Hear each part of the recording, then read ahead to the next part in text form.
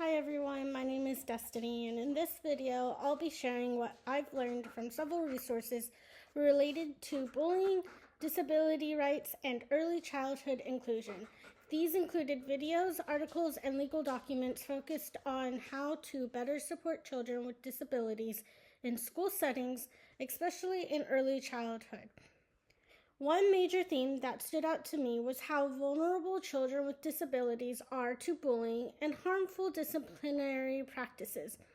The Eyes on Bullying guide emphasized that even in preschool, children can exhibit exclusionary behaviors, and it's critical for educators to address this early by teaching empathy and creating inclusive environments. Another important piece was about restraint and inclusion. Reports from the U.S. government revealed that these practices are still being used in some schools, even though they can be traumatic and dangerous. Instead, experts recommended positive behavior supports and trauma-informed approaches, which respect the dignity of each child. I also reviewed legal protections under IDEA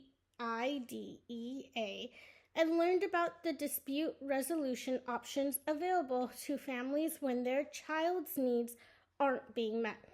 These include mediation, state complaints, and due process hearings, tools many families aren't even aware of. One new concept for me was just how formal and legal the special education dispute process is. I didn't realize that parents could actually file state-level complaints or go through hearings to advocate for their child. This really changed how I think about family engagement and equity in special education. If I could suggest a policy at the school or state level, it would to be ban seclusion and restraint in early childhood settings and replace them with required trained on positive behavioral supports. We also need to make sure families are educated about their rights and have access to advocates, because even the best policies don't work if families don't know how to use them.